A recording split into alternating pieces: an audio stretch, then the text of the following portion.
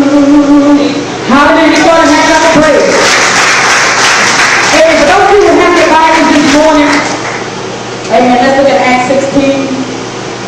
Amen. I just have one scripture, but you're going to have to read the whole chapter. I'm going to go here and there, but I'm just going to let God just minister to me. As He ministered to me, I'm going to minister to you, and I'm going to take my seat. Amen.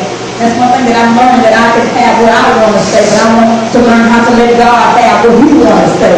Amen. And when God has to say what He wants to say, then we know the people will be blessed.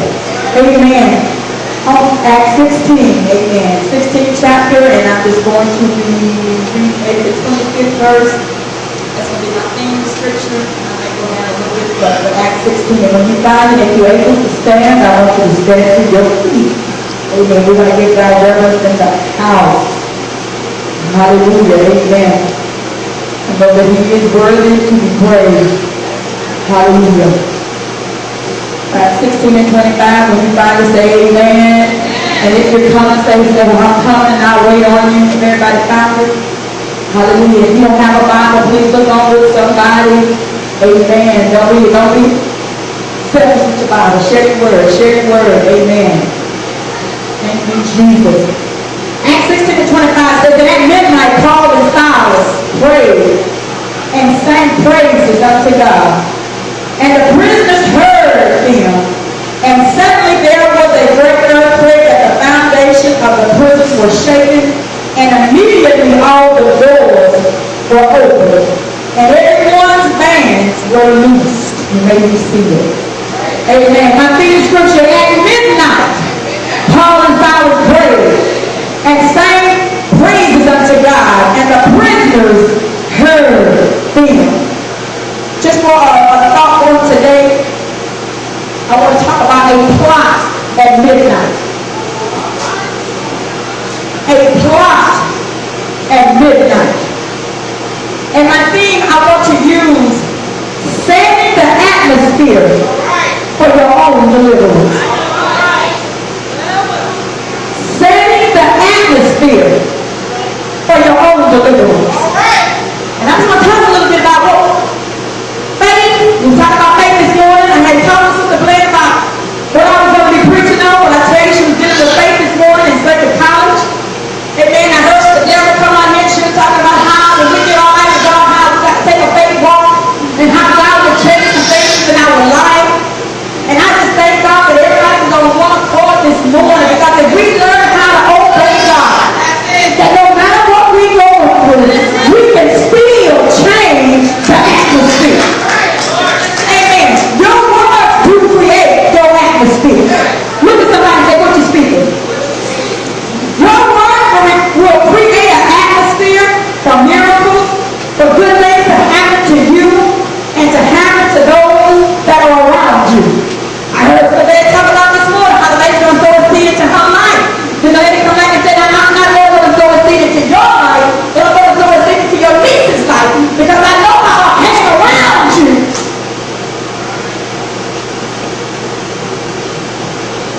Your word will create an atmosphere for everything you don't want to happen to happen. How have you been praying and talking to God and asking God for certain things to come to pass in your life, and it hasn't come to pass yet? When you speak the word of faith and make a positive affirmation, you create a positive atmosphere in your life where things can change. But many times we speak one thing and then we do another. On Sundays and Wednesdays we're talking about God and we hear the word of God, but Monday, Tuesday, Thursday, Friday, Saturday, we're doing anything that we want to do. But then we still want God to change the atmosphere. Because it ain't going to happen. Can't serve me part-time and think positive this on today because you in church. I'm going to put on my same face today. I'm going to put on my sanctified clothes today because I'm going to church. Opportunities can present themselves if we learn how to change the way we think. Creative ideas and solutions can come to your mind. Have you ever sat back and pondered in your mind how you were going to work out something? And you just sit there and you thought about it, you thought about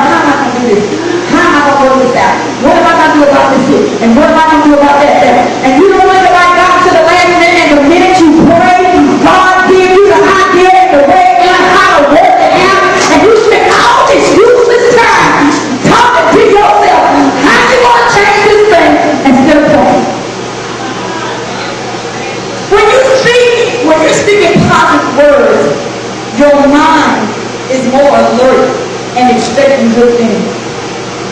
And I always said this, as long as I know who I am, people can't make it what they want. As long as you know who you are in God, people can't make you what they call. You know that you've been before God, you've been talking to God, you've been speaking positive things, and then you got somebody talking in your life and negative, saying they'll never do this, and saying they'll never do that, or I never have this. You can't be entertained with the negative, and then think that you're going to speak positive, and thinking God is going to work when you got all this negative stuff going in and out of your life. Your mind got to be free. Just go with this one little while. If we change our minds, we can change our life. If you change your mindset, if we learn how to think the good about somebody, instead of seeing the bad part of somebody, then we can change our mindset. When you speak out affirmations, you're helping your mind to arise to the atmosphere of faith. I can only imagine in my mind what Paul and Silas was going through when they was put in jail. When they was put in jail and then they was locked and stopped there and they was handcuffed at their ankles to where they couldn't go nowhere. And if you would just think about in your mind how you doing the will of God and you serving God and you preaching the word of God and you singing about God and you praying about God, and then all of a sudden by doing the will of God you thrown in jail because you causing mishap to somebody else. Paul and Silas, this lady, this young girl had the spirit of divination. She was walking behind them. These are the men of the Most High God, and they come and show you your sins and so on and so forth. And after all, Paul got tired of the devil falling behind him. God, like today, how many of you are tired of the devil falling behind you? He turned around and rebuked her and said, in the name of Jesus. So how many of you will turn around and say today, in the name of Jesus? Got to tell the devil he got to flee. Tell the devil he got to go. I'm belong to God, and I will do God's work. And this kind, as God was dealing about this one scripture, he said, anytime we get beat up with words, we get beat up with backlashes and people talking about us. And, I mean, not just that, but things on our job and our children's situation, our financial situation. We go through some things. But God said, in the midst of it all, are you still willing to praise me? He said, if you look at Paul and Silas, they went through way more than what we did. I mean, they were beat up, stripped of their clothes, put in jail, and we hear praying us taking our life bill, paying no tax. She didn't speak to me, or he didn't speak to me, or he walked by me, he stepped on my toe. And you gotta look back at what these men went through for Christ's sake. At midnight, at your midnight hour, what are you gonna do? And we all know that we may endure for a night, but joy will come in the morning. And no matter what your midnight season may be right now, your midnight may not be my midnight. Your midnight may not be my midnight. My angel's midnight is not going to be mine. Our midnights are totally different. But when I get my breakthrough,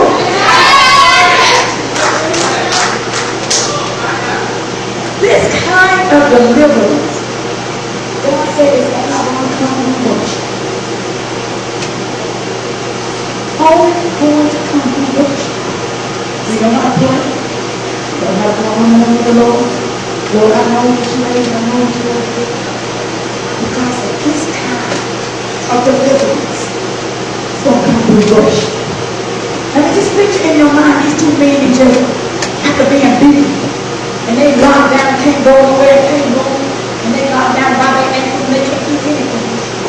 And you know, I can only imagine in my mind what I've been doing. I've been crying, somebody's going to get me out. Because I mean, in my mind, I've been crying, somebody's going to bail me out.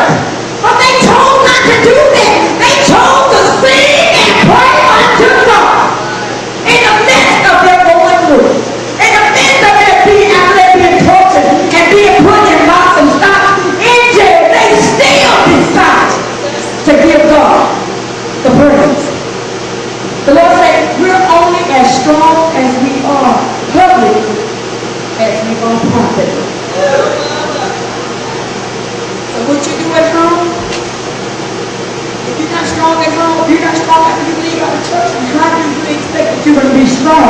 when you go to church.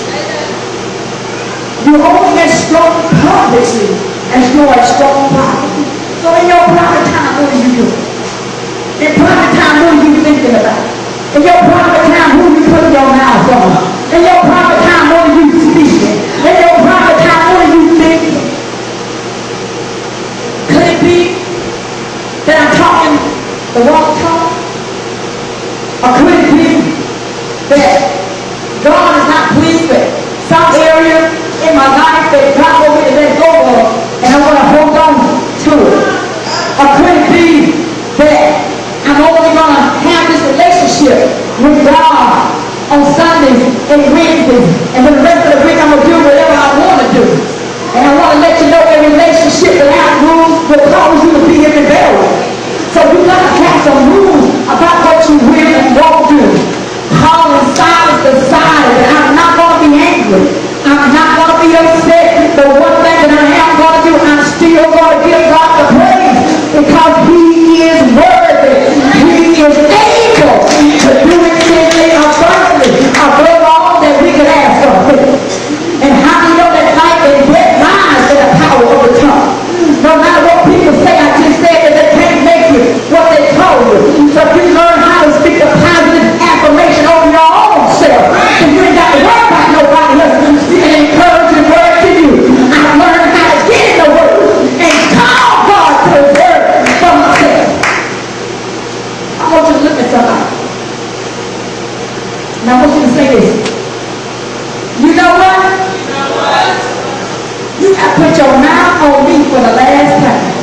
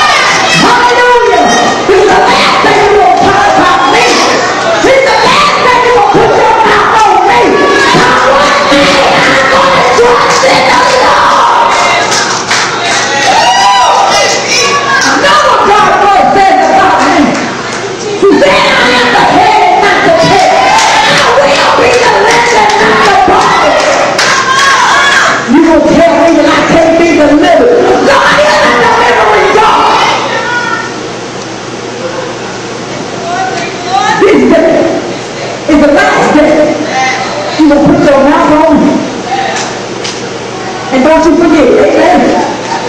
And don't you forget. No, we're not